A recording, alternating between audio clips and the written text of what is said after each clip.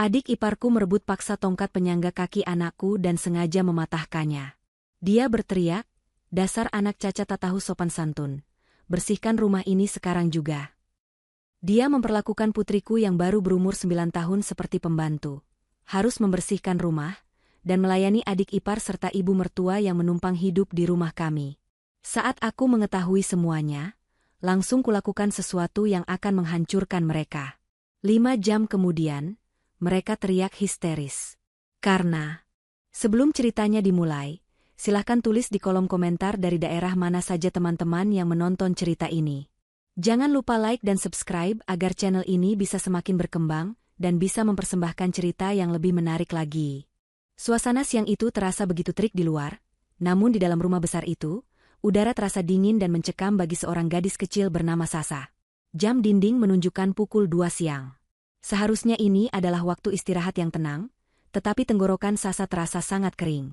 Sudah 2 jam dia menahan haus di dalam kamarnya karena takut keluar. Rasa sakit di kaki kirinya yang sedang cedera masih terasa berdenyut nyeri setiap kali digerakkan. Dokter bilang tulangnya belum menyatu sempurna, dan dia harus sangat berhati-hati. Namun, rasa haus itu semakin menyiksa, membuat Sasa akhirnya memberanikan diri untuk turun dari tempat tidurnya. Gadis kecil berusia 9 tahun itu meraih tongkat penyangga yang bersandar di dinding. Tongkat itu adalah satu-satunya benda yang membantunya berjalan selama sebulan terakhir. Dengan napas yang sedikit berat menahan nyeri, Sasa mulai melangkah keluar kamar. Suara ketukan ujung tongkat menyentuh lantai keramik terdengar berirama, tuk, tuk, tuk. Bunyi itu menggema di lorong rumah yang sunyi. Sasa berusaha melangkah pelan agar suaranya tidak terlalu gaduh, tetapi sulit baginya untuk mengontrol keseimbangan tubuh mungilnya yang sedang rapuh. Setiap langkah adalah perjuangan melawan rasa sakit dan ketakutan akan penghuni rumah lainnya. Di ruang tengah, televisi menyala dengan volume yang cukup keras. Di sofa empuk yang nyaman, duduklah Sylvie, adik ipar dari ibu Sasa. Wanita muda itu sedang asyik menonton acara gosip sambil memakan keripik kentang. Remah-remah makanan berserakan di sekitar kakinya, mengotori karpet yang baru saja dibersihkan pagi tadi oleh asisten rumah tangga paruh waktu yang sudah pulang. Tidak jauh dari Sylvie, duduk Bu Ratmi, ibu mertua dari ibu Sasa. Wanita tua itu sedang sibuk dengan ponselnya, sesekali tertawa kecil membaca pesan di grup percakapan teman-temannya. Mereka berdua tampak begitu menikmati hidup, seolah rumah ini adalah kerajaan pribadi mereka di mana mereka adalah ratunya. Langkah Sasa semakin dekat ke area dapur yang harus melewati ruang tengah. Suara tongkat penyangganya mau tidak mau menarik perhatian Sylvie. Wanita itu menoleh dengan tatapan tajam yang penuh rasa tidak suka. Wajahnya yang semula santai berubah menjadi masam begitu melihat keponakannya berjalan tertatih-tatih. Bagi Sylvie, keberadaan Sasa yang sedang sakit hanyalah gangguan. Suara ketukan tongkat itu dianggapnya sebagai polusi suara yang merusak konsentrasinya menonton televisi. Tanpa peringatan, Sylvie bangkit dari sofa. Dia berjalan cepat menghampiri Sasa yang baru saja hendak melintasi batas antara ruang tengah dan dapur. Sasa berhenti, tubuhnya gemetar melihat bibinya mendekat dengan wajah marah. Belum sempat Sasa mengucapkan sepatah kata pun atau meminta izin untuk lewat, tangan Sylvie sudah menyambar tongkat penyangga yang dipegang Sasa. Gerakannya begitu kasar dan tiba-tiba, hingga Sasa kehilangan keseimbangan dan jatuh terduduk di lantai keras. Rasa nyeri yang luar biasa langsung menjalar dari kakinya yang cedera hingga ke ubun-ubun. Sasa meringis menahan tangis, memegangi kakinya yang sakit. Sylvie tidak peduli. Dia memegang tongkat itu dengan kedua tangannya, menatap benda itu dengan jijik seolah itu adalah sampah. Dengan kekuatan penuh yang didorong oleh amarah yang tidak masuk akal, Sylvie menghentakkan tongkat itu ke lututnya sendiri. Bunyi retakan terdengar nyaring, diikuti patahnya tongkat aluminium itu menjadi 2 bagian yang bengkok dan rusak. Sasa terbelalak. Itu adalah alat bantunya untuk berjalan. Tanpa itu, dia tidak bisa bergerak bebas. Air mata mulai menetes di pipi Sasa, bukan hanya karena sakit fisik, tapi juga karena rasa takut yang mencekam melihat kebengisan di depan matanya. Sylvie melempar potongan tongkat rusak itu ke sudut ruangan dengan kasar. Dia kemudian menunduk, menatap Sasa yang masih tergeletak di lantai dengan tatapan merendahkan. Suaranya melengking tinggi memenuhi ruangan, membuat Sasa semakin menciut. Sylvie berteriak mengatakan bahwa Sasa adalah anak cacat yang tidak tahu sopan santun, karena berani mengganggu kenyamanannya dengan suara tongkat itu. Kata-kata kasar terus keluar dari mulut Sylvie, menghina kondisi fisik Sasa yang sedang tidak berdaya. Dia menuduh Sasa sengaja membuat keributan hanya untuk mencari perhatian. Bu Ratmi yang melihat kejadian itu dari sofa, sama sekali tidak beranjak untuk menolong cucunya. Sebaliknya, wanita tua itu justru tertawa renyah. Dia mengomentari bahwa Sasa memang terlalu manja seperti ibunya, Cindy. Menurut Bu Ratmi, anak kecil tidak boleh dibiarkan terlalu nyaman, bahkan saat sakit sekalipun. Tawa Bu Ratmi terdengar begitu menyakitkan di telinga Sasa, seolah penderitaannya adalah hiburan gratis bagi nenek kandungnya sendiri. Tidak ada sedikitpun rasa kasih sayang terpancar dari wajah wanita tua itu. Belum puas dengan mematahkan tongkat, Sylvie berjalan ke arah dapur dan kembali dengan membawa sebuah kain pel dan ember berisi air kotor sisa pel pagi tadi yang belum dibuang. Dia melempar kain pel basah dan bau itu tepat ke wajah Sasa. Air kotor membasahi wajah dan baju Sasa. Sylvie berkacak pinggang, memerintahkan Sasa untuk membersihkan lantai ruang tengah yang penuh dengan remah keripik yang sebenarnya dijatuhkan oleh Sylvie sendiri.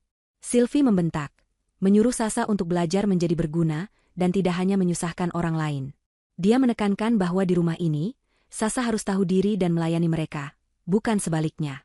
Sasa mencoba membela diri dengan suara lirih, mengatakan bahwa kakinya sakit dan dia tidak bisa berdiri tanpa tongkat. Namun, pembelaan itu justru membuat Sylvie semakin berang.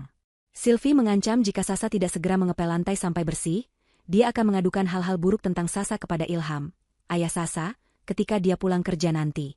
Sylvie tahu benar bahwa Ilham selalu membela ibunya dan adiknya, dan Sasa tahu ayahnya tidak akan percaya padanya.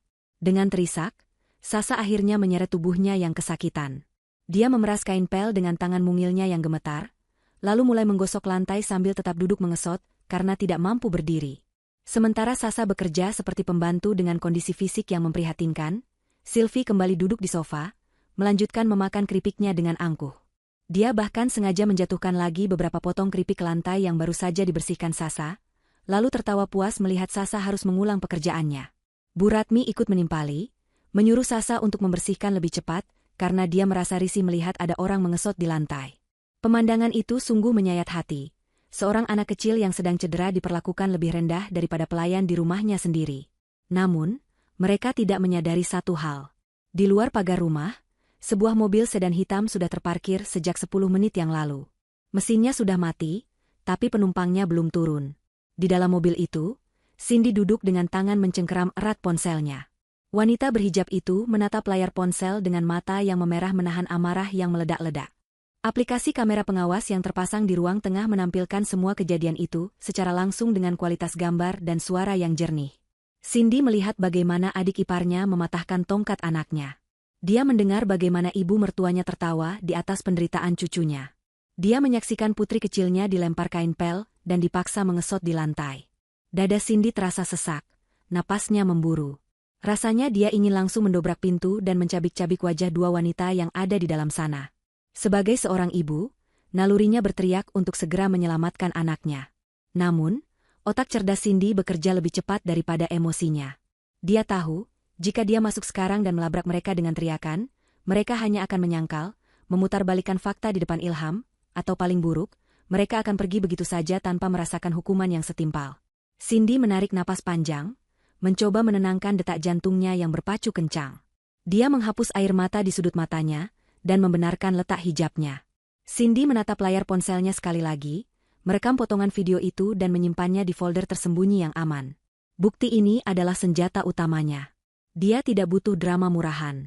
Dia butuh kehancuran total bagi mereka yang telah menyakiti permatanya. Cindy menatap cermin di pelindung matahari mobil, melatih ekspresi wajahnya. Dari wajah yang penuh amarah dan kebencian, perlahan dia mengubahnya menjadi senyum manis yang ramah, senyum yang biasa dia tunjukkan. Ini bukan senyum ketulusan, ini adalah senyum seorang predator yang siap menerkam mangsanya dengan tenang. Cindy keluar dari mobil, melangkah menuju pintu utama dengan anggun, seolah tidak tahu bahwa di dalam sana, neraka sedang terjadi pada anaknya. Cindy membuka pintu depan dengan gerakan yang tenang, mengucapkan salam dengan suara yang lantang dan ceria, seolah-olah hari itu adalah hari yang paling indah baginya. Suara salam Cindy yang tiba-tiba membuat suasana di ruang tengah seketika berubah. Sylvie yang sedang asyik menonton televisi langsung melonjak kaget. Bu Ratmi yang sedang tertawa langsung menutup mulutnya. Dengan panik, Sylvie menendang sisa keripik ke bawah sofa dan memberi kode mata pada ibunya. Mereka tidak menyangka Cindy akan pulang secepat ini, jauh lebih awal dari jam pulang kantor biasanya. Mata Cindy menyapu ruangan itu. Dia melihat Sasa yang sedang berusaha menyembunyikan wajah sembabnya, masih memegang kain pel basah di lantai. Hati Cindy teriris perih melihat putrinya dalam posisi seperti itu, apalagi melihat kaki Sasa yang tanpa penyangga. Namun, Cindy tidak berlari memeluk anaknya. Dia harus memainkan perannya dengan sempurna agar rencananya berhasil. Dia melangkah masuk dengan senyum lebar, pura-pura terkejut melihat pemandangan di depannya. Cindy bertanya dengan nada heran mengapa putrinya yang sedang sakit berada di lantai dengan kain pel. Sebelum Sasa sempat membuka mulut untuk mengadu, Sylvie sudah lebih dulu memotong pembicaraan. Dengan wajah tanpa dosa dan kemampuan akting yang luar biasa, Sylvie berdiri dan menghampiri Cindy. Dia berkata dengan nada yang dibuat selembut mungkin, bahwa Sasa sendirilah yang bersikeras ingin membantu membersihkan rumah. Sylvie mengarang cerita bahwa Sasa merasa bosan hanya berbaring di kamar dan merengek minta kegiatan. Katanya, dia dan Bu Ratmi sudah melarang. Tapi Sasa sangat keras kepala dan akhirnya menumpahkan air, jadi dia sedang membersihkannya sendiri. Bu Ratmi segera mengiyakan cerita bohong itu, menambahkan bahwa mereka justru kasihan melihat Sasa tapi ingin mengajarkan tanggung jawab. Cindy mendengarkan kebohongan itu tanpa berkedip. Dia menatap mata Sylvie, lalu beralih ke Bu Ratmi. Di dalam hatinya, Cindy merasa jijik melihat betapa lancarnya mereka memfitnah anak kecil yang bahkan tidak berani mengangkat kepala karena takut. Sasa di sudut ruangan hanya bisa menunduk. Air matanya menetes diam-diam, takut jika dia membantah, bibinya akan melakukan hal yang lebih jahat lagi nanti. Cindy mendekati Sasa, berjongkok di depannya, dan mengambil kain pel dari tangan mungil yang dingin itu. Cindy mengusap kepala Sasa lembut, memberikan isyarat diam yang menenangkan, seolah berkata bahwa ibu sudah tahu semuanya dan ibu ada di sini. Cindy kemudian berdiri dan berbalik menghadap Sylvie dan Bu Ratmi. Alih-alih marah, Cindy justru tersenyum semakin lebar. Dia mengucapkan terima kasih kepada mereka berdua, karena sudah mau menjaga Sasa dan mengajarkan kemandirian, meskipun caranya mungkin sedikit membuat Cindy kaget. Cindy berkata dia mengerti betapa melelahkannya menjaga anak yang sedang sakit dan rewel di rumah seharian. Kalimat Cindy terdengar begitu tulus, membuat kewaspadaan Sylvie dan Bu Ratmi menurun drastis. Mereka pikir Cindy yang bodoh telah termakan bualan mereka mentah-mentah, seperti biasanya. Cindy berjalan menuju tas kerjanya yang diletakkan di meja konsol, lalu mengeluarkan sebuah amplop tebal yang tampak elegan. Dia menyerahkan amplop itu kepada Sylvie. Cindy menjelaskan bahwa itu adalah voucher eksklusif untuk perawatan tubuh lengkap di sebuah salon muslimah premium yang sangat terkenal dan mahal di pusat kota. Paket itu termasuk pijat refleksi, perawatan wajah, lulur, dan spa berendam yang menenangkan. Cindy beralasan bahwa dia mendapatkan voucher itu dari kliennya sebagai bonus, dan karena dia terlalu sibuk bekerja, dia ingin menghadiahkannya kepada ibu mertua dan adik iparnya tercinta sebagai tanda terima kasih telah menjaga rumah dan Sasa selama ini. Mata Sylvie dan Bu Ratmi langsung berbinar melihat logo salon mewah di amplop tersebut. Mereka tahu tempat itu adalah tempat yang sering dikunjungi oleh istri-istri pejabat dan selebritas. Sylvie hampir memekik kegirangan, membayangkan dirinya akan dilayani bak putri raja. Bu Ratmi pun tersenyum lebar, keserakahannya menutupi akal sehatnya. Mereka sama sekali tidak curiga mengapa Cindy begitu baik hati memberikan hadiah semahal itu secara cuma-cuma tepat setelah kejadian di ruang tengah tadi. Bagi mereka, Cindy hanyalah sapi perah yang bodoh yang selalu berusaha mengambil hati keluarga suaminya. Cindy mendesak mereka untuk berangkat sekarang juga karena voucher itu akan hangus jika tidak dipakai hari ini, sebelum pukul 6 sore. Dia bahkan sudah memesankan taksi online kelas premium untuk mengantar mereka agar mereka tidak perlu repot menyetir. Sylvie dan Bu Ratmi tanpa pikir panjang langsung bergegas ke kamar mereka masing-masing, mengambil tas tangan mereka, dan mematut diri sebentar di cermin. Tidak sampai 10 menit, mereka sudah siap di teras. Mobil jemputan yang dipesan Cindy sudah tiba. Sebelum masuk ke mobil, Sylvie sempat berkata dengan nada sok manis agar Cindy tidak lupa memasak makan malam yang enak untuk menyambut mereka pulang nanti setelah perawatan. Cindy melambaikan tangan dengan senyum yang masih terukir di bibirnya saat mobil itu perlahan meninggalkan pekarangan rumah. Dia berdiri di sana sampai mobil itu benar-benar hilang di tikungan jalan. Begitu mobil itu tidak terlihat lagi, bahu Cindy turun. Senyum di wajahnya lenyap seketika, digantikan oleh tatapan dingin yang tajam dan menakutkan. Topeng kebaikannya runtuh. Dia berbalik badan dan berjalan cepat masuk ke dalam rumah, langsung mengunci pintu utama dengan rapat. Cindy berlari kecil menghampiri Sasa yang masih duduk di lantai. Kali ini, pertahanan Cindy jebol. Dia memeluk tubuh kecil putrinya erat-erat. Tangis Sasa pecah dalam pelukan ibunya. Sasa mengadu dengan suara terbata-bata bahwa kakinya sakit sekali dan tongkatnya dipatahkan oleh bibi Sylvie. Cindy mencium kening Sasa berulang kali, membisikkan kata maaf karena terlambat datang. Dia berjanji bahwa mulai detik ini, tidak akan ada lagi yang bisa menyakiti Sasa. Cindy memeriksa kaki Sasa dengan hati-hati, melihat ada lebam baru di lutut dan pergelangan kaki yang bengkak. Amarahnya kembali mendidih. Namun kali ini amarah itu terarah dan terencana. Cindy menggendong Sasa dan membawanya ke sofa. Dia mengambil ponselnya, tapi bukan untuk menelepon Ilham. Dia menelepon sebuah nomor yang sudah dia siapkan sebelumnya. Begitu telepon diangkat, suara Cindy terdengar tegas, dingin, dan tanpa keraguan. Dia memerintahkan orang di seberang telepon untuk datang sekarang juga membawa truk angkut terbesar yang mereka miliki. Cindy memberikan instruksi spesifik. Kosongkan 2 kamar tamu di lantai bawah, angkut semua barang yang ada di dalamnya tanpa tersisa, termasuk pakaian kotor di keranjang cucian. Cindy menekankan bahwa dia tidak ingin melihat jejak sedikitpun dari penghuni kamar-kamar itu saat matahari terbenam nanti. Setelah menutup telepon, Cindy kembali menatap Sasa. Dia menghapus air mata di pipi anaknya. Cindy berkata pada Sasa bahwa mereka akan bermain sebuah permainan. Sasa tidak perlu takut lagi, karena hari ini rumah ini akan dibersihkan. Bukan dibersihkan dari debu, tapi dibersihkan dari kotoran yang sebenarnya. Sasa menatap ibunya bingung, tapi dia melihat kekuatan di mata Cindy yang membuatnya merasa aman. Cindy kemudian mengambil kotak P3K untuk mengobati luka lecet di tangan Sasa sementara menunggu tim pengangkut datang. Di kepalanya, Cindy sudah menyusun setiap langkah kehancuran bagi Sylvie dan Bu Ratmi. 5 jam di salon itu akan menjadi kenikmatan terakhir mereka sebelum mereka menghadapi kenyataan pahit bahwa hidup enak mereka di rumah ini telah berakhir selamanya.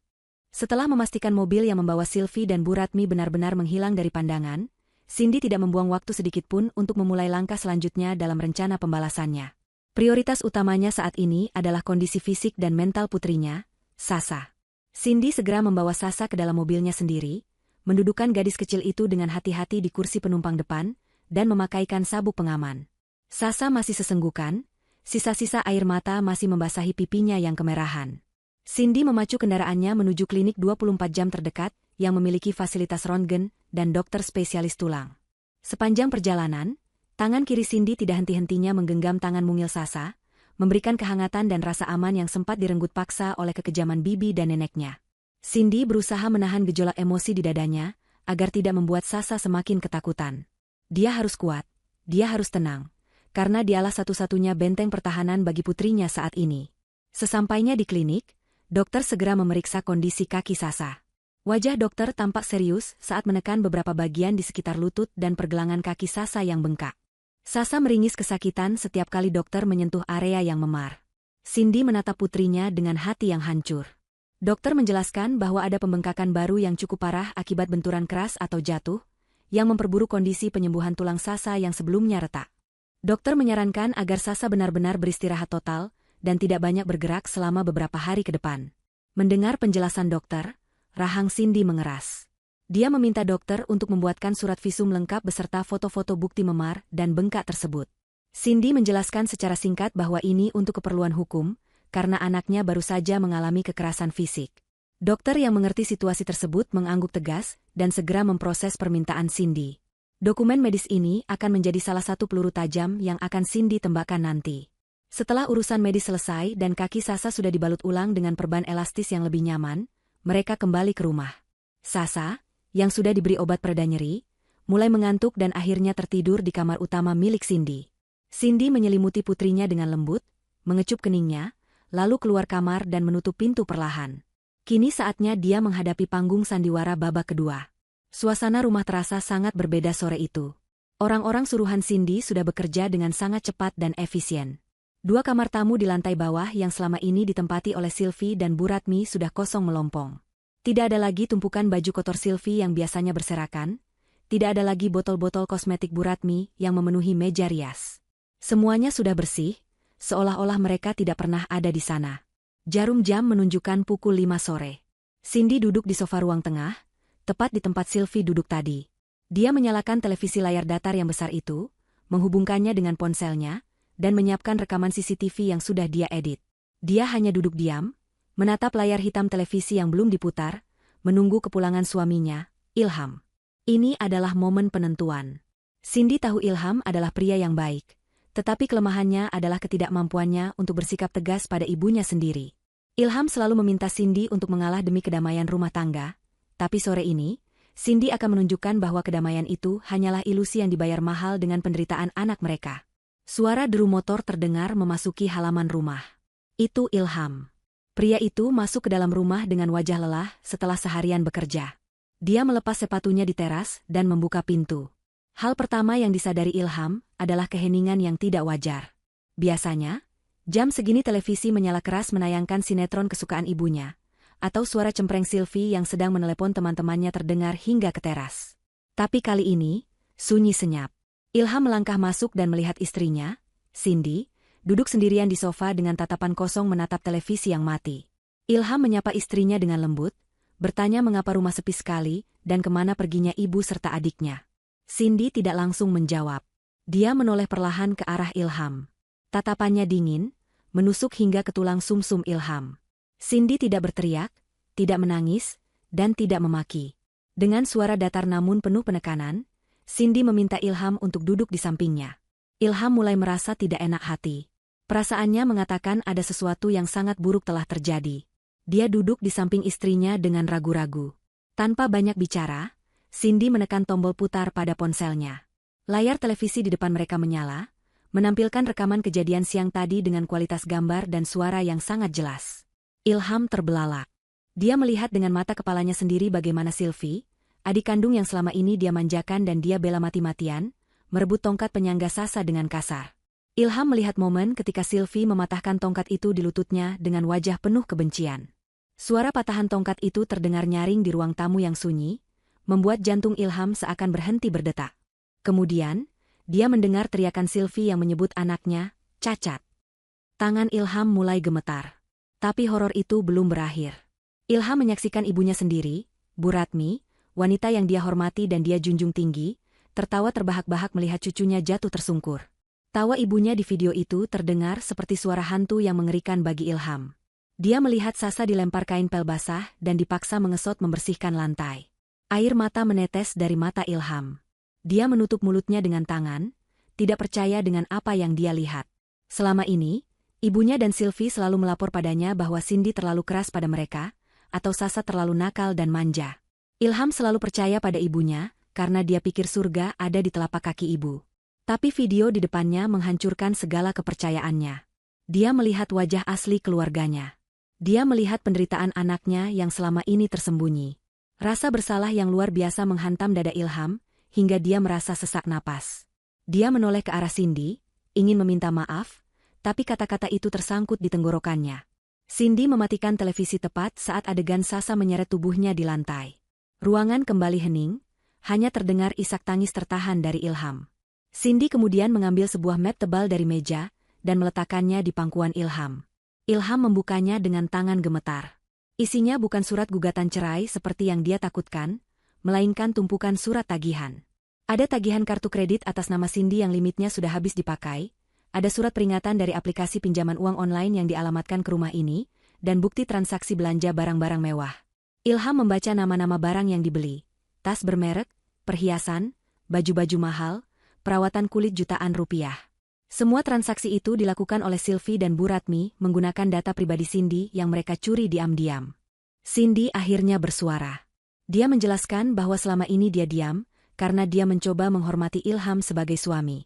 Dia mencoba menutup lubang utang yang dibuat oleh ibu dan adik Ilham dengan uang tabungannya sendiri, tanpa memberitahu Ilham agar suaminya tidak malu.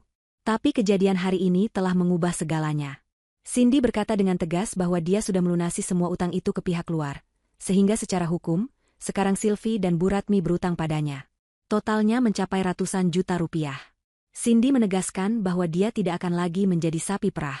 Dia memberikan pilihan kepada Ilham saat itu juga, berdiri sebagai seorang ayah dan suami yang melindungi istri dan anaknya, atau tetap menjadi anak mami yang buta dan membiarkan keluarganya menghancurkan rumah tangganya. Ilham menunduk dalam-dalam. Dia melihat bukti visum Sasa yang diselipkan di halaman terakhir map itu. Foto kaki anaknya yang bengkak dan memar menyadarkannya sepenuhnya. Dia telah gagal. Dia gagal melindungi Sasa. Dia membiarkan parasit menggerogoti kebahagiaan keluarganya atas nama bakti pada orang tua. Ilham mengepalkan tangannya erat-erat. Wajahnya yang tadi sedih kini berubah menjadi marah dan penuh penyesalan. Dia menatap Cindy, matanya basah tapi penuh tekad. Ilham berkata lirih bahwa dia memilih istri dan anaknya. Dia menyerahkan keputusan sepenuhnya pada Cindy untuk melakukan apapun yang dia anggap pantas untuk menghukum ibu dan adiknya. Ilham berjanji tidak akan menghalangi, bahkan jika Cindy ingin memenjarakan mereka sekalipun. Cindy mengangguk pelan. Dia sudah mendapatkan izin mutlak dari suaminya. Sekarang, panggung eksekusi sudah siap sepenuhnya. Waktu 5 jam hampir habis, dan para ratu akan segera pulang untuk menghadapi pengadilan jalanan yang sesungguhnya. Sebelum Ilham pulang dan drama pengungkapan fakta terjadi, ada satu adegan penting yang berlangsung tepat setelah mobil yang membawa Sylvie dan Bu Ratmi pergi meninggalkan kompleks perumahan. Cindy tidak bekerja sendirian. Dia tahu bahwa mengusir mertua dan ipar dari rumah bukan perkara mudah secara sosial. Di lingkungan perumahan seperti ini, gosip menyebar lebih cepat daripada api. Jika Cindy hanya mengusir mereka begitu saja, Sylvie pasti akan memutarbalikkan fakta, berteriak kepada tetangga bahwa Cindy adalah menantu durhaka yang mengusir mertua tua yang tidak berdaya. Cindy tidak akan membiarkan narasi itu terbentuk. Dia harus menguasai opini publik sebelum musuhnya sempat membuka mulut. Begitu truk pengangkut barang tiba di depan rumah, beberapa tetangga mulai keluar dari rumah mereka. Rasa ingin tahu adalah sifat alami manusia, dan kedatangan truk besar di rumah Cindy tentu memancing perhatian. Salah satunya adalah Ibu Yati, istri ketua RT yang dikenal sebagai pusat informasi alias biang gosip di kompleks tersebut. Melihat Ibu Yati celingukan di dekat pagar, Cindy justru menghampirinya. Cindy keluar dengan wajah yang dibuat sedih dan mata yang berkaca-kaca, sebuah akting yang sempurna. Cindy menyapa Ibu Yati dengan sopan, meminta maaf jika kedatangan truk itu mengganggu ketenangan siang hari mereka. Ibu Yati langsung melontarkan pertanyaan pancingan, bertanya apakah Cindy mau pindah rumah atau sedang merenovasi. Cindy menggeleng lemah, lalu dengan suara bergetar dia berkata bahwa dia terpaksa harus memulangkan ibu mertua dan adik iparnya. Cindy sengaja menggantung kalimatnya, membiarkan Ibu Yati bertanya, "Kenapa?" Saat pertanyaan itu keluar, Cindy tidak menjawab dengan kata-kata, melainkan mengeluarkan ponselnya. Dia memperlihatkan video rekaman CCTV kejadian tadi siang kepada Ibu Yati. Cindy berkata dia takut Sasa akan celaka jika mereka terus tinggal di sini. Reaksi Ibu Yati persis seperti yang diharapkan Cindy. Wanita parubaya itu menutup mulutnya karena kaget. Dia melihat jelas kekejaman Sylvie dan tawa jahat Bu Ratmi. Bagi seorang ibu, melihat anak kecil disiksa adalah hal yang paling memicu amarah. Ibu Yati langsung merasa simpati 100% pada Cindy. Dia bahkan mengelus punggung Cindy, mengatakan agar Cindy yang sabar dan mendukung penuh tindakan pengusiran itu. Ibu Yati berjanji akan memberitahu warga lain agar tidak salah paham. Cindy tersenyum tipis dalam hati. Dengan memegang Ibu Yati, Cindy telah memegang kendali atas seluruh narasi di kompleks itu. Dalam hitungan jam, cerita tentang Sylvie si penyiksa anak yatim piatu, meski Sasa bukan yatim piatu, bumbu cerita pasti akan bertambah, akan menyebar ke seluruh penjuru blok. Posisi sosial Sylvie dan Bu Ratmi sudah hancur bahkan sebelum mereka menginjakan kaki kembali di rumah itu. Sementara Cindy mengamankan area eksternal, di dalam rumah, tim pengangkut bekerja dengan kecepatan kilat. Cindy memberi instruksi tegas. Semua barang milik Sylvie dan Bu Ratmi harus keluar. Pakaian, tas, sepatu, hingga pernak-pernik kecil di meja rias dimasukkan ke dalam kardus-kardus besar tanpa dipilah-pilah. Cindy ingin memastikan tidak ada alasan bagi mereka untuk masuk kembali ke dalam rumah dengan dalih, ada barang yang tertinggal. Kamar yang tadinya penuh sesak dengan barang-barang hasil belanjaan impulsif Sylvie, kini mulai terlihat luas dan kosong. Saat orang-orang sedang mengangkat kasur di kamar Sylvie untuk memindahkannya, Cindy melihat sesuatu yang mencurigakan di kolong tempat tidur. Ada sebuah kotak sepatu bekas yang disembunyikan jauh di sudut, tertutup debu. Penasaran, Cindy menarik kotak itu dan membukanya. Matanya membelalak kaget, lalu berubah menjadi sorot kemarahan yang semakin dalam. Di dalam kotak itu, tersimpan tumpukan kertas bukti gadai dari pegadaian pinggir jalan. Cindy memeriksa kertas-kertas itu satu persatu. Tanggalnya bervariasi, mulai dari 3 bulan lalu hingga minggu kemarin. Barang yang digadaikan tertulis jelas, gelang emas 10 gram, kalung berlian liontin hati, cincin kawin polos. Jantung Cindy berdegup kencang. Itu semua adalah perhiasan miliknya yang dia simpan di brankas kecil di lemari kamarnya. Cindy memang jarang mengecek perhiasan itu karena jarang dipakai, dan dia pikir brankas itu aman karena kuncinya dia simpan di laci tersembunyi. Ternyata, Sylvie atau Bu Ratmi telah menemukan kunci itu, mencuri perhiasannya, dan menggadaikannya untuk uang tunai. Ini bukan lagi sekadar masalah keluarga atau utang piutang, ini sudah masuk ranah pidana pencurian dengan pemberatan. Cindy menggenggam erat bukti-bukti gadai itu. Ini adalah kartu as tambahan yang akan memastikan Sylvie membusuk di penjara. Cindy segera memfoto semua bukti itu dan mengamankan aslinya di tas pribadinya. Dia kemudian menyuruh orang-orang pengangkut untuk mempercepat kerja mereka. Semua barang Sylvie dan Bu Ratmi yang sudah dikemas dalam kardus dan plastik besar, tidak dinaikkan ke dalam truk untuk diantar ke suatu tempat yang layak. Cindy memerintahkan agar barang-barang itu ditumpuk begitu saja di pinggir jalan, tepat di luar pagar rumahnya. Cindy ingin mempermalukan mereka. Dia ingin semua orang melihat betapa banyaknya barang yang mereka timbun hasil dari memeras keringat Cindy dan Ilham. Menjelang pukul 5 sore, rumah itu sudah benar-benar bersih dari jejak para parasit. Kunci pintu kamar tamu sudah diganti. Pintu utama sudah dikunci dengan sistem keamanan ganda. Gembok pagar depan diganti dengan rantai besi yang tebal dan gembok besar yang baru dibeli Cindy di toko bangunan tadi siang. Rumah itu kini tampak seperti benteng yang tak tertembus. Cindy berdiri di balik jendela lantai 2, menatap tumpukan barang-barang di luar pagar yang mulai menarik perhatian orang lewat. Langit mulai berubah jingga, matahari perlahan turun, seolah memberi tanda bahwa waktu bersenang-senang bagi Sylvie dan Bu Ratmi sudah habis. Di dalam rumah yang kini hening dan damai, Cindy merasa puas. Dia sudah melakukan semua persiapan dengan sempurna. Bukti medis sudah di tangan, bukti kejahatan keuangan sudah lengkap, bukti pencurian sudah diamankan, dukungan suami sudah didapatkan, dan opini tetangga sudah berpihak padanya. Sekarang, dia hanya tinggal menunggu kedatangan para tamu tak diundang itu. Cindy membayangkan wajah kaget mereka saat menyadari bahwa kunci rumah yang mereka pegang tidak lagi berguna. Cindy membayangkan teriakan mereka saat melihat baju-baju mahal mereka tergeletak di jalanan berdebu. 5 jam kenikmatan di salon akan dibayar dengan penderitaan seumur hidup. Cindy merapikan jilbabnya, menarik napas panjang, dan bersiap untuk pertunjukan terakhir malam ini. Langit mulai berubah warna menjadi jingga kemerahan saat matahari perlahan turun ke ufuk barat.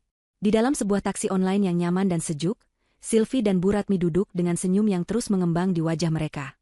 Mereka baru saja menghabiskan waktu 5 jam penuh kemewahan di salon muslimah premium. Kulit wajah mereka tampak bersinar setelah perawatan facial mahal, tubuh mereka terasa rileks setelah dipijat oleh terapis profesional, dan aroma wewangian bunga yang elegan menguar dari pakaian mereka.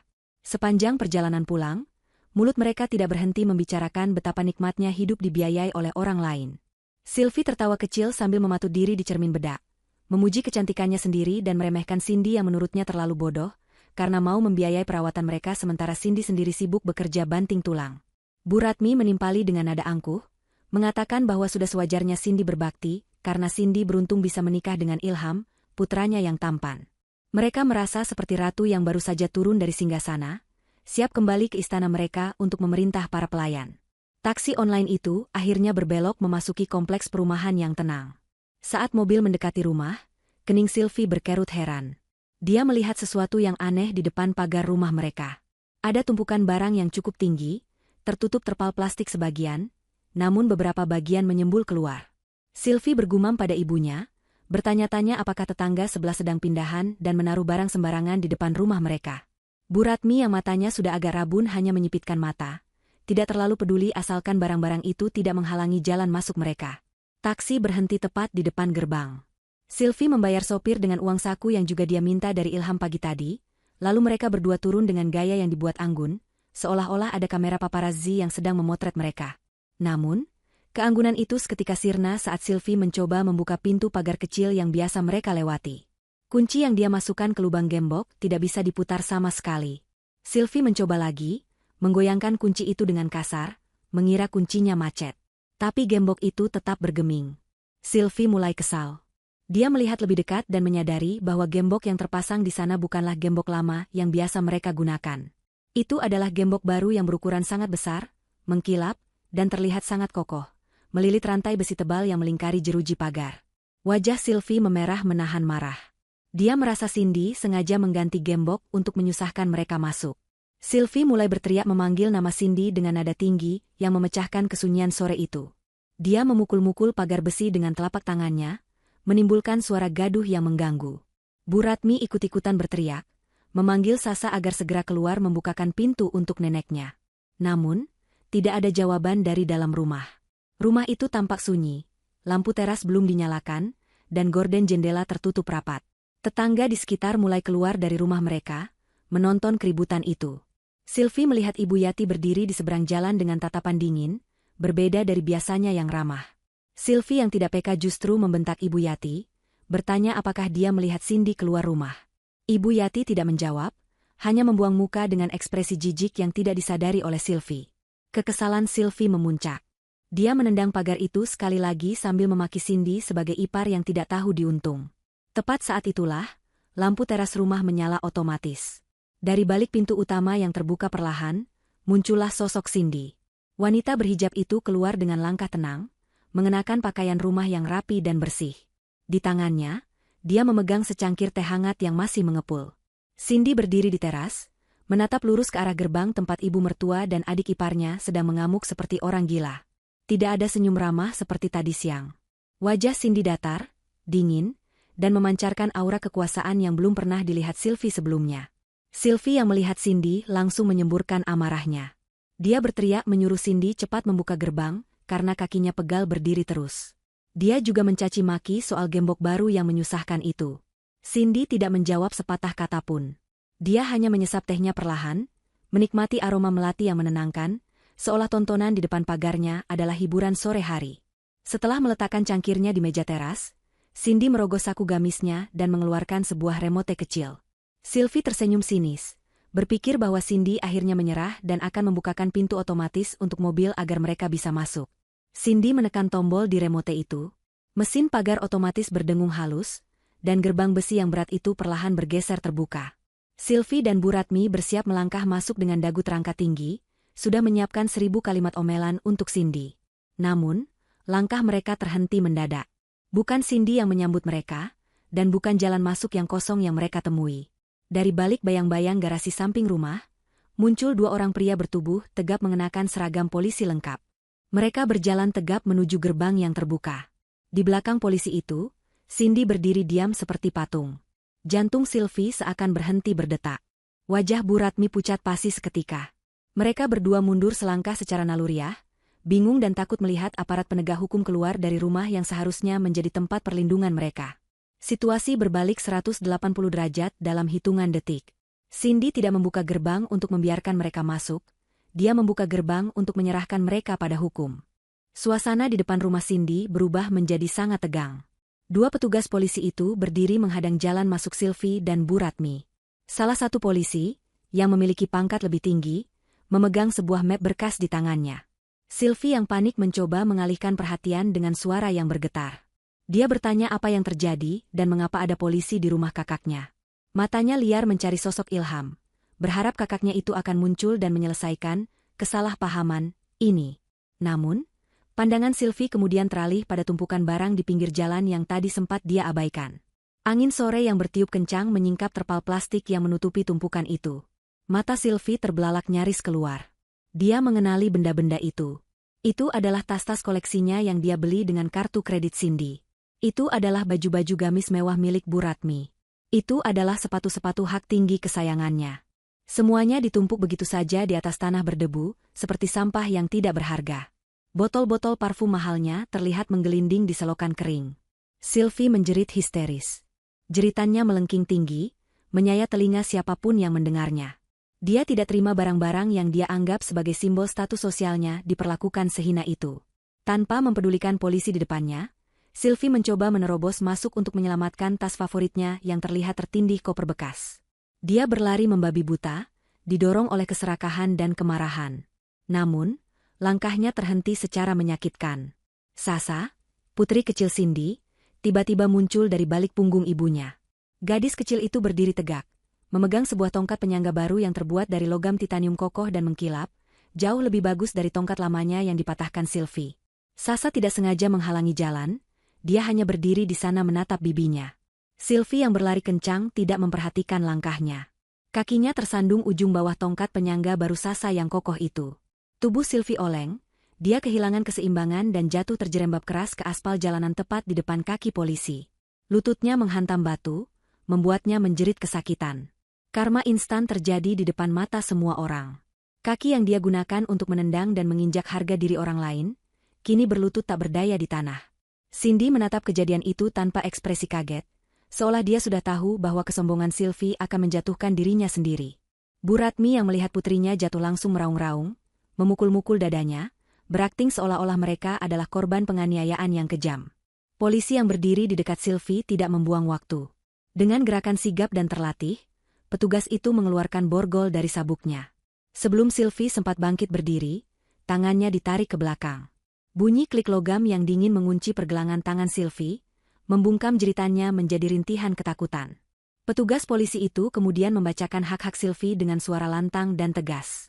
Dia menyatakan bahwa Sylvie ditangkap atas tuduhan tindak pidana kekerasan terhadap anak di bawah umur berdasarkan bukti visum dan rekaman CCTV, serta dugaan penipuan dan pencurian data perbankan untuk pinjaman ilegal. Sylvie meronta-ronta seperti orang kesurupan. Dia berteriak bahwa itu semua bohong, dia memfitnah Cindy sebagai orang gila yang merekayasa semuanya. Dia berteriak memanggil nama Ilham sekuat tenaga, berharap kakaknya akan keluar dan menampar polisi-polisi ini. Suara teriakan Sylvie menggema ke seluruh kompleks, membuat semakin banyak warga yang berkerumun. Namun, tidak ada satupun warga yang berniat menolong. Mereka semua sudah tahu kelakuan busuk Sylvie berkat video yang disebarkan Cindy lewat Ibu Yati. Tatapan para tetangga penuh dengan penghakiman dan rasa jijik. Bu Ratmi yang melihat putrinya diborgol mencoba menarik lengan polisi itu, memohon-mohon agar anaknya dilepaskan. Dia menangis, mengatakan bahwa Sasa adalah cucunya sendiri jadi wajar jika dia mendidik dengan keras. Polisi kedua dengan tegas menahan tubuh Bu Ratmi agar tidak mengganggu proses penangkapan. Polisi itu memperingatkan Bu Ratmi bahwa dia juga bisa terseret kasus ini sebagai sekongkol jika terus menghalangi petugas, mengingat namanya juga ada dalam daftar penggunaan dana ilegal tersebut. Mendengar ancaman penjara, nyali Bu Ratmi langsung ciut. Dia melepaskan pegangannya dan mundur dengan gemetar, membiarkan putrinya diseret menuju mobil patroli. Di tengah kekacauan itu, mata Sylvie menangkap sosok Ilham yang berdiri di balik jendela kaca ruang tamu. Ilham hanya berdiri di sana, menatap adiknya yang sedang digelandang polisi. Wajah Ilham basah oleh air mata, namun dia tidak bergerak satu inci pun untuk membuka pintu. Sylvie berteriak semakin keras, memohon bantuan kakaknya, mengingatkan Ilham tentang darah daging dan janji ayah mereka untuk saling menjaga. Namun, Ilham tetap diam. Tatapan Ilham menyiratkan kekecewaan yang teramat dalam dan keputusan bulat yang sudah dia ambil. Bagi Ilham, saat dia melihat video anaknya disiksa, adik yang dia kenal sudah mati. Sylvie akhirnya didorong masuk ke dalam kursi belakang mobil polisi. Pintu dibanting tertutup, memisahkan dia dari kehidupan mewahnya. Dari balik kaca jendela mobil, Sylvie menatap Cindy yang masih berdiri tenang di teras. Cindy tidak tersenyum kemenangan, dia hanya menatap lurus ke mata Sylvie lalu perlahan merangkul bahu Sasa, memutar tubuh anaknya agar tidak melihat pemandangan menyedihkan itu lebih lama. Cindy membisikkan sesuatu ke telinga Sasa, dan mereka berdua berbalik masuk ke dalam rumah, meninggalkan Sylvie yang meraung dalam penyesalan yang terlambat. Mobil polisi menyalakan sirine singkat dan melaju pergi, membawa serta kehancuran yang diciptakan sendiri oleh Sylvie. Bu Ratmi tertinggal sendirian di pinggir jalan, di tengah tumpukan sampah barang mewahnya, di bawah tatapan mencemooh para tetangga yang kini mulai bubar satu persatu, meninggalkannya dalam kesepian yang mencekam. Debu jalanan yang berterbangan perlahan mulai turun kembali ke tanah, setelah mobil patroli polisi menghilang di tikungan jalan. Keheningan yang menyakitkan menyelimuti depan rumah Cindy. Para tetangga yang tadi berkerumun kini sudah kembali ke dalam pagar rumah masing-masing, meskipun mata mereka masih mengintip dari balik tirai jendela. Di pinggir jalan, di antara tumpukan barang-barang yang berserakan, Bu Ratmi berdiri mematung. Tubuh rentanya gemetar bukan karena dinginnya angin sore, melainkan karena syok yang menghantam jiwanya. Putri kesayangannya baru saja diseret seperti kriminal, dan kini dia sendirian. Rasa malu, marah, dan takut bercampur aduk menjadi satu. Dia menatap gerbang rumah Cindy yang masih terbuka lebar, berharap ada keajaiban. Bu Ratmi melangkah tertatih mendekati teras rumah. Dia mulai memanggil nama putranya dengan suara parau. Dia yakin Ilham tidak akan tega membiarkan ibu kandungnya terlantar di jalanan seperti pengemis. Bagaimanapun juga, Ilham adalah anak yang sangat penurut selama ini. Bu Ratmi berteriak memohon agar Ilham keluar dan membawanya masuk. Dia mulai meracau tentang betapa kejamnya Cindy, mencoba membangun narasi bahwa dia adalah korban dari menantu yang durhaka. Namun, pintu utama rumah itu tetap tertutup rapat selama beberapa menit, membuat hati Bu Ratmi semakin ciut. Dia mulai menangis, meraung memanggil nama suaminya yang sudah meninggal, mendramatisir keadaan agar Ilham merasa bersalah. Akhirnya, pintu rumah itu terbuka. Ilham muncul dari balik pintu. Dia tidak berlari menyongsong ibunya seperti dulu. Langkahnya pelan dan berat, seolah ada beban ribuan ton yang menekan pundaknya. Wajah Ilham terlihat sangat lelah, matanya bengkak dan merah. Dia berdiri di ambang teras, menatap ibunya yang menangis di dekat pagar. Tidak ada sorot kasih sayang atau kekhawatiran di mata Ilham, yang ada hanyalah tatapan kosong penuh kekecewaan. Di tangan kanannya, Ilham menyeret sebuah koper besar yang terlihat sudah tua. Itu adalah koper yang dibawa Bu Ratmi saat pertama kali datang menumpang di rumah ini setahun yang lalu. Bu Ratmi melihat Ilham keluar dan langsung tersenyum lega di sela tangisnya. Dia mengira Ilham akan memeluknya dan mengusir Cindy. Dia merentangkan tangannya, siap menyambut pelukan putranya. Namun, Ilham berhenti 3 langkah di depan ibunya. Dia meletakkan koper tua itu di hadapan Bu Ratmi dengan gerakan tegas. Bunyi roda koper yang beradu dengan lantai semen terdengar nyaring.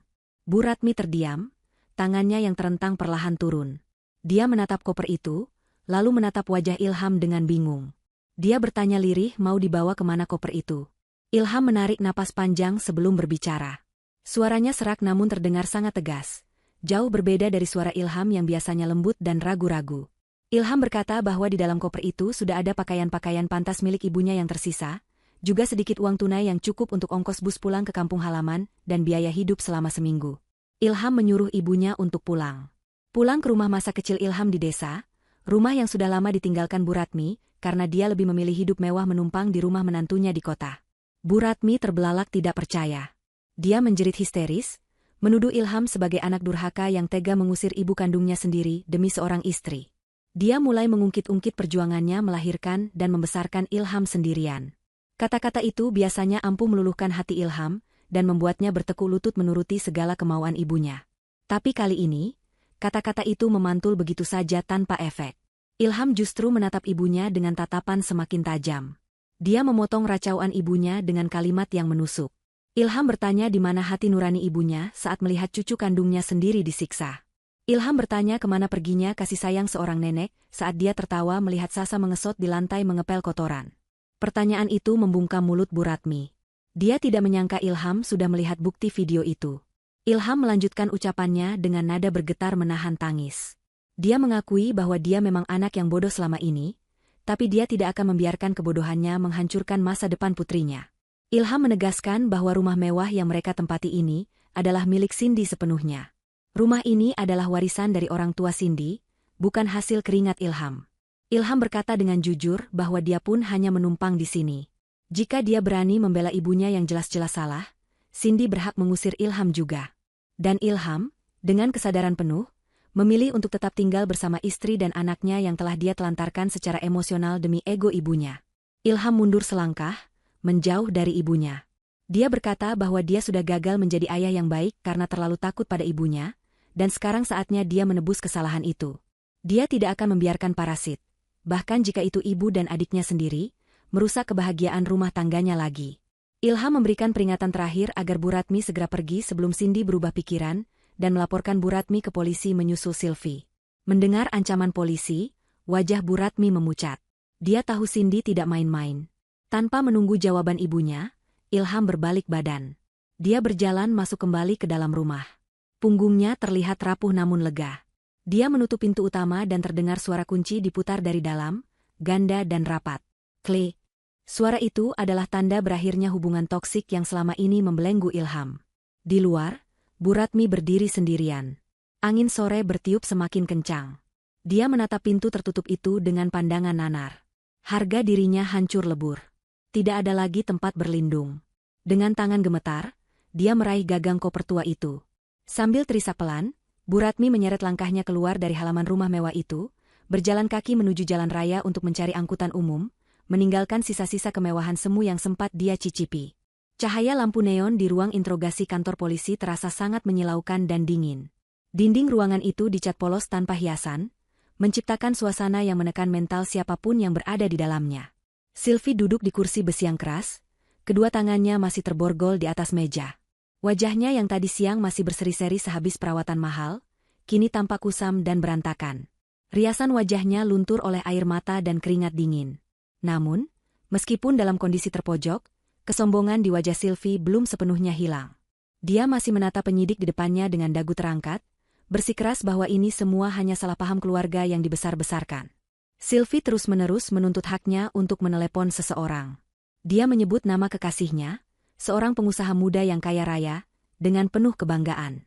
Sylvie yakin sekali bahwa begitu kekasihnya tahu dia ada di sini, pria itu akan datang membawa pengacara handal dan membebaskannya dalam sekejap. Di mata Sylvie, Cindy hanyalah wanita biasa yang tidak punya koneksi, sedangkan kekasihnya adalah orang penting. Sylvie bahkan sempat mengancam polisi bahwa mereka akan kehilangan pekerjaan jika berani menahannya lebih lama. Polisi yang memeriksanya hanya menanggapi ancaman itu dengan senyum tipis yang meremehkan. Penyidik itu kemudian meletakkan sebuah tablet di atas meja, tepat di depan wajah Sylvie. Layar tablet itu menyala, menampilkan sebuah video yang sedang diputar. Mata Sylvie membelalak. Itu adalah video dirinya saat mematahkan tongkat sasa dan melempar kain pel. Tapi yang membuat darah Sylvie berdesir hebat bukanlah isi videonya, melainkan di mana video itu berada. Video itu sedang tayang di sebuah akun media sosial komunitas warga kota yang memiliki ratusan ribu pengikut. Di bawah video itu, angka penonton terus bertambah dengan kecepatan gila-gilaan, sudah mencapai jutaan tayangan hanya dalam beberapa jam. Penyidik itu menggeser layar ke bawah, memperlihatkan kolom komentar. Ribuan komentar pedas dan penuh kebencian membanjiri unggahan tersebut. Netizen mengutuk perbuatan Sylvie dengan kata-kata yang sangat kasar. Ada yang membongkar identitas Sylvie, ada yang mendoakan dia membusuk di penjara, bahkan ada tetangga kompleks yang ikut berkomentar membenarkan bahwa Sylvie dan ibunya memang benalu yang jahat. Reputasi Sylvie yang selama ini dia bangun dengan susah payah di media sosial sebagai wanita sosialita yang anggun, hancur berkeping-keping dalam sekejap mata. Dia bukan lagi Sylvie si cantik, tapi Sylvie si penyiksa anak. Di tengah kekalutan Sylvie melihat kehancuran nama baiknya, pintu ruang interogasi terbuka. Seorang pria masuk dengan langkah tegap. Wajah Sylvie langsung cerah seketika. Itu adalah kekasihnya. Pria itu datang mengenakan setelan jas rapi, terlihat gagah dan berwibawa. Sylvie langsung menangis manja, mengadu bahwa dia dijebak dan diperlakukan kasar oleh polisi. Dia memohon agar kekasihnya segera membawanya pulang. Sylvie sudah membayangkan pelukan hangat dan kata-kata penenang. Namun, pria itu tidak mendekat. Dia berdiri 2 meter dari meja interogasi, menatap Sylvie dengan tatapan jijik yang tidak ditutup-tutupi. Dia tidak berbicara pada polisi, melainkan langsung pada Sylvie. Suaranya dingin sedingin es. Pria itu berkata bahwa dia datang bukan untuk membebaskan Sylvie. Dia datang karena dia juga melihat video itu. Dia mengaku sangat malu memiliki hubungan dengan wanita yang tega menyiksa anak kecil yang cacat. Bagi pria itu, reputasi bisnis dan nama baik keluarganya adalah segalanya, dan berhubungan dengan kriminal viral seperti Sylvie adalah aib besar. Pria itu kemudian mengeluarkan sebuah kotak kecil dari saku jasnya dan melemparkannya ke atas meja. Kotak itu terbuka, isinya kosong. Pria itu menagih cincin pertunangan yang pernah dia berikan pada Sylvie bulan lalu. Cincin berlian yang harganya puluhan juta. Dia juga meminta kembali semua tas dan jam tangan yang pernah dia hadiahkan. Pria itu tahu dari berita yang beredar bahwa Sylvie terlilit utang pinjaman online, dan dia curiga barang-barang pemberiannya sudah dijual atau digadaikan. Wajah Sylvie pucat pasi, lebih putih dari kertas. Mulutnya tergagap, tidak bisa menjawab. Dia memang sudah menggadaikan cincin pertunangan itu seminggu yang lalu untuk biaya pesta ulang tahun temannya demi gengsi. Melihat reaksi Sylvie yang diam 1000 bahasa, pria itu mendengus kasar. Dia sudah menduga hal itu. Tanpa basa-basi lagi, pria itu menyatakan bahwa hubungan mereka berakhir saat ini juga. Dia juga mengatakan akan melaporkan Sylvie atas tuduhan penggelapan barang jika cincin itu tidak dikembalikan dalam waktu 24 jam. Pria itu berbalik badan dan berjalan keluar ruangan tanpa menoleh lagi, mengabaikan teriakan histeri Sylvie yang memanggil-manggil namanya. Pintu tertutup dengan bantingan keras. Harapan terakhir Sylvie lenyap sudah. Dia sendirian di ruang interogasi yang dingin itu. Tidak ada kakak yang membela, tidak ada ibu yang menemani, dan tidak ada kekasih kaya raya yang menyelamatkan. Hanya ada penyidik polisi yang menatapnya datar, siap melanjutkan proses hukum yang akan mengantarnya ke balik jeruji besi untuk waktu yang sangat lama. Sylvie menundukkan kepalanya ke meja, menangis meraung-raung, kali ini bukan tangisan manipulatif, tapi tangisan ketakutan yang nyata karena menyadari hidupnya benar-benar sudah tamat. Waktu berputar begitu lambat bagi mereka yang sedang menunggu kepastian nasib, namun berjalan begitu cepat bagi mereka yang sedang membangun kembali puing-puing kehidupan. Beberapa bulan telah berlalu sejak kejadian memilukan yang menimpa Sasa. Proses hukum yang dijalani Sylvie berjalan dengan lancar tanpa hambatan berarti. Bukti-bukti yang diserahkan Cindy terlalu kuat untuk dibantah. Rekaman CCTV yang jernih, hasil visum dokter yang tidak terbantahkan, serta jejak digital transaksi keuangan ilegal menjadi jerat yang mematikan. Di ruang pengadilan yang dingin, hakim mengetuk palu vonisnya dengan tegas. Bunyi ketukan itu menggema, menandakan akhir dari kebebasan Sylvie. Wanita muda yang dulu angkuh dan selalu merasa dunia berputar di sekelilingnya itu kini harus menerima kenyataan pahit. Dia dijatuhi hukuman penjara beberapa tahun atas pasal berlapis, mulai dari kekerasan terhadap anak hingga penipuan keuangan. Tidak ada pengacara hebat yang mendampinginya, tidak ada kekasih kaya yang menebusnya, dan tidak ada keluarga yang menangisi kepergiannya ke balik jeruji besi. Sylvie digiring keluar ruang sidang dengan tangan terborgol, wajahnya tertunduk dalam, menyembunyikan rasa malu yang tak tertahankan. Sementara Sylvie memulai hari-harinya di sel tahanan yang sempit, nasib Bu Ratmi tidak kalah menyedihkan. Setelah diusir oleh Ilham dengan hanya berbekal koper tua dan uang saku seadanya, Bu Ratmi mencoba pulang ke kampung halamannya di Jawa Tengah. Dia berpikir bahwa kerabat di desa akan menyambutnya dengan tangan terbuka, mengingat dulu dia sering membanggakan kesuksesan anaknya di kota. Namun, Bu Ratmi lupa bahwa dunia kini tanpa batas. Video kekejaman mereka terhadap Sasa telah menyebar luas, hingga ke pelosok desa melalui grup-grup pesan singkat warga. Berita tentang nenek kejam sudah sampai ke telinga para tetangga dan saudaranya jauh sebelum bus yang ditumpangi Bu Ratmi tiba di terminal desa. Sesampainya di halaman rumah adik perempuannya, Bu Ratmi bukannya disambut dengan teh hangat, melainkan dengan pintu yang tertutup rapat. Adiknya keluar sebentar hanya untuk mengatakan bahwa dia tidak mau menampung orang yang tega menyiksa cucu sendiri. Adiknya merasa malu karena menjadi bahan gunjingan satu kampung gara-gara ulah Bu Ratmi. Saudara-saudara yang lain pun bersikap sama. Mereka menutup pintu rumah mereka, menolak memberikan tumpangan barang semalam pun. Bu Ratmi yang kelelahan dan kelaparan akhirnya terpaksa tidur di pos ronda malam itu, ditemani gigitan nyamuk dan angin malam yang menusuk tulang. Uang saku dari Ilham perlahan menipis, karena dia harus membeli makan dan membayar penginapan murah yang kotor. Karena tidak tahan dengan cemoohan orang-orang di kampung yang terus memandanginya dengan tatapan jijik, Bu Ratmi memutuskan untuk kembali ke kota tempat Cindy dan Ilham tinggal. Dia berpikir, mungkin setelah beberapa bulan, hati Ilham sudah melunak. Mungkin Cindy sudah memaafkannya. Dia menghabiskan sisa uang terakhirnya untuk tiket bus kembali ke kota. Sesampainya di kota besar itu, Bu Ratmi tidak punya tempat tujuan. Dia tidak berani langsung ke rumah Cindy karena takut ditangkap polisi seperti Sylvie. Akhirnya, dia menyewa sebuah peta kontrakan kumuh di pinggiran kota, di daerah yang sanitasinya buruk dan berbau tidak sedap. Untuk makan sehari-hari, dia mengandalkan belas kasihan tetangga kontrakan atau memungut sisa sayuran di pasar tradisional saat subuh. Suatu sore yang cerah, Bu Ratmi yang sudah tidak tahan dengan kemiskinannya memberanikan diri. Dia tahu jadwal sekolah Sasa karena dulu dia sering mengeluh jika harus menjemput cucunya itu. Dengan pakaian yang lusuh dan wajah yang jauh lebih tua dari usianya akibat stres dan kurang gizi, Bu Ratmi berjalan kaki menuju sekolah dasar tempat Sasa belajar. Dia menunggu di dekat gerbang sekolah, bersembunyi di balik pohon besar agar tidak diusir satpam. Jantungnya berdebar kencang saat bel pulang sekolah berbunyi. Anak-anak mulai berhamburan keluar. Mata tua Bu Ratmi mencari-cari sosok cucunya.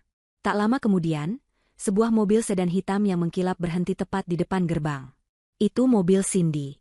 Bu Ratmi melihat pintu mobil terbuka, dan Cindy turun dengan anggun. Penampilan Cindy terlihat sangat segar dan berwibawa, jauh berbeda dengan Bu Ratmi yang kini tampak seperti pengemis. Lalu, dari gerbang sekolah, Sasa keluar. Bu Ratmi tertegun. Sasa tidak lagi memakai tongkat penyangga.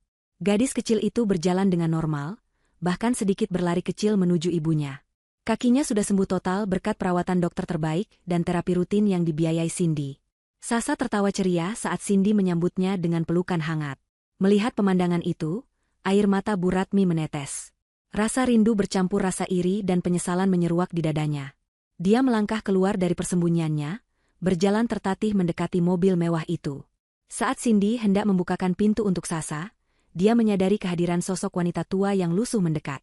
Cindy menoleh, dan tatapan mereka bertemu. Cindy tidak kaget, ekspresinya datar dan dingin. Dia mengenali mertuanya, tapi dia tidak melihatnya sebagai keluarga lagi. Bu Ratmi mencoba tersenyum. Senyum yang terlihat menyedihkan dengan gigi yang kuning dan bibir pecah-pecah. Dia memanggil nama Sasa dengan suara parau. Sasa menoleh. Senyum di wajah gadis kecil itu perlahan memudar saat melihat neneknya. Namun, tidak ada ketakutan di mata Sasa seperti dulu. Yang ada hanyalah tatapan asing, seolah dia sedang melihat orang yang tidak dia kenal. Bu Ratmi mendekat, tangannya terulur hendak menyentuh bahu Sasa, berharap sentuhan itu akan membangkitkan iba. Namun, sebelum tangan kotor itu menyentuh seragam bersih Sasa, Cindy sudah pasang badan. Cindy berdiri tegak di antara Sasa dan Bu Ratmi, menjadi tembok pelindung yang kokoh. Cindy tidak berkata kasar, dia hanya menatap tajam ke arah tangan mertuanya. Isyarat tanpa suara yang memerintahkan, "Jangan sentuh anakku." Bu Ratmi menarik tangannya kembali. Dia mulai menangis, meratap dengan suara yang dibuat memelas.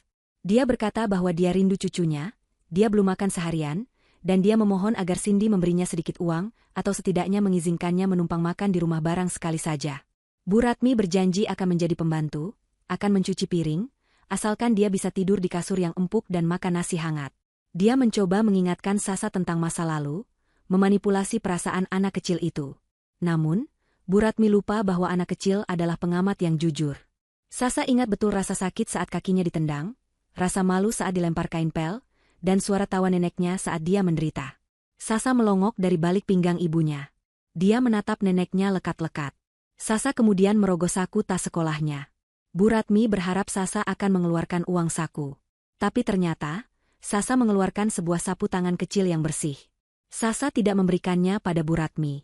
Dia hanya memegangnya erat. Dengan suara yang tenang dan dewasa melampaui usianya, Sasa berkata pada neneknya. Kalimat itu singkat tapi menohok jantung Bu Ratmi.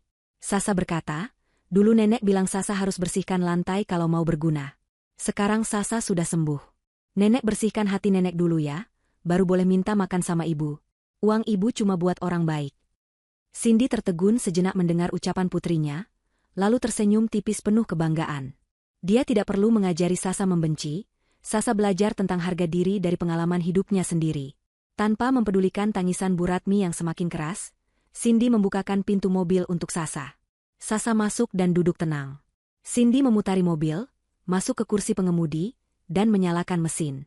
Kaca jendela mobil yang gelap perlahan naik, menutup akses Bu Ratmi sepenuhnya. Bu Ratmi mengetuk-ngetuk kaca, tapi mobil itu perlahan bergerak maju, meninggalkan trotoar sekolah. Bu Ratmi tertinggal di sana, diselimuti asap knalpot tipis, menjadi tontonan satpam dan orang tua murid lain yang memandangnya dengan heran. Dia sadar, pintu maaf sudah tertutup rapat, serapat kaca mobil yang baru saja meninggalkannya. Karma bukan hanya menghukumnya dengan kemiskinan, tapi juga dengan penolakan mutlak dari darah dagingnya sendiri. 1 tahun kemudian, aroma masakan lezat menguar memenuhi ruang makan yang kini terasa jauh lebih hangat dan lapang. Tidak ada lagi tumpukan barang-barang tidak berguna yang dulu sering dibeli Sylvie dan ditaruh sembarangan. Rumah itu kini tertata rapi, bersih, dan memancarkan aura kedamaian yang sesungguhnya. Di meja makan, Cindy sedang menata piring-piring berisi hidangan makan malam spesial. Dia mengenakan pakaian rumah yang sederhana namun tetap rapi, wajahnya berseri-seri tanpa beban. Di sudut ruangan, Sasa sedang duduk di karpet, bermain menyusun balok bangunan dengan kaki yang berselonjor santai. Kaki yang setahun lalu patah dan bengkak itu kini sudah kuat. Bahkan Sasa baru saja memenangkan juara 2 lomba lari jarak pendek di sekolahnya minggu lalu. Dari arah dapur, Ilham datang membawa mangkuk besar berisi sup ayam yang masih mengepul. Penampilan Ilham pun berubah drastis setahun terakhir. Dia terlihat lebih kurus namun lebih segar dan bugar. Tidak ada lagi wajah tegang atau bingung yang dulu selalu menghiasi hari-harinya saat terjepit di antara konflik istri dan ibunya. Sekarang, Ilham jauh lebih pendiam, namun jauh lebih rajin. Sejak kejadian pengusiran itu, Ilham menepati janjinya. Dia menyerahkan seluruh pengelolaan gajinya kepada Cindy. Dia tidak memegang aset apapun atas namanya sendiri, semua sudah dialihkan atas nama Sasa sebagai bentuk jaminan masa depan. Di rumah, Ilham tidak lagi duduk santai sepulang kerja layaknya raja. Dia dengan sadar diri mengambil peran membantu pekerjaan rumah tangga, melayani anak dan istrinya sebagai bentuk penebusan dosa masa lalu karena telah lalai menjadi pelindung keluarga. Makan malam berlangsung dengan tenang, diselingi obrolan ringan tentang sekolah Sasa dan rencana liburan akhir tahun mereka. Sasa bercerita dengan antusias tentang teman-temannya. Ilham mendengarkan dengan penuh perhatian, sesekali menyuapkan potongan ayam ke piring Sasa. Cindy mengamati interaksi suami dan anaknya dengan perasaan lega. Dia tidak membenci Ilham, tapi dia juga tidak akan pernah lupa. Kepercayaan yang rusak butuh waktu seumur hidup untuk diperbaiki, dan Ilham sedang berusaha keras menyusun kepingan kepercayaan itu hari demi hari. Setidaknya, parasit yang dulu meracuni pikiran Ilham sudah tidak ada lagi, membuat Ilham kembali menjadi manusia yang memiliki akal sehat. Sementara kehangatan menyelimuti rumah Cindy, suasana yang sangat bertolak belakang terjadi di sebuah tempat yang dikelilingi tembok beton tinggi dan kawat berduri. Di dalam salah satu blok penjara wanita, Sylvie sedang berjongkok di lantai kamar mandi umum yang licin dan berbau pesing. Dia mengenakan seragam narapidana yang kusam dan terlalu besar untuk tubuhnya yang kini kurus kering. Tugasnya hari itu adalah menyikat lantai toilet. Ini adalah pekerjaan rutinnya sebagai tahanan baru yang berada di kasta terendah dalam hierarki penjara. Tidak ada lagi perawatan spa, tidak ada lagi krim wajah mahal. Kulit Sylvie kasar, tangannya kapalan, dan wajahnya terlihat jauh lebih tua dari usia sebenarnya. Saat Sylvie berusaha berdiri sambil membawa ember air, kakinya terpeleset di lantai yang berlumut. Tubuhnya jatuh terbanting keras. Tulang kering kaki kanannya menghantam pinggiran bak mandi yang terbuat dari beton tajam. Bunyi retakan tulang terdengar mengerikan, diikuti jeritan kesakitan Sylvie yang menggema di lorong kamar mandi. Karma bekerja dengan cara yang puitis dan presisi. Dulu dia mematahkan tongkat penyangga Sasa dan menyebabkan kaki anak itu bengkak. Kini giliran kakinya sendiri yang patah di tempat yang paling hina. Tidak ada dokter spesialis tulang yang akan merawatnya dengan lembut seperti Sasa dulu. Di penjara, dia hanya akan mendapatkan perawatan klinik seadanya. Dokter penjara nantinya akan menyatakan bahwa tulangnya tidak bisa disambung sempurna karena fasilitas terbatas, membuat Sylvie harus berjalan pincang seumur hidupnya. Dia akan membutuhkan tongkat penyangga, benda yang dulu sangat dia benci dan dia hancurkan. Di tempat lain, di bawah jembatan layang kota yang remang-remang, seorang wanita tua dengan rambut memutih yang kusut sedang mengais tumpukan sampah plastik. Itu adalah Bu Ratmi. Setahun hidup di jalanan telah menggerus habis sisa-sisa kewarasannya. Dia membawa karung goni kotor di punggungnya, berisi botol-botol bekas yang akan dia jual demi sesuap nasi. Pakaiannya compang-camping, baunya menyengat karena jarang mandi.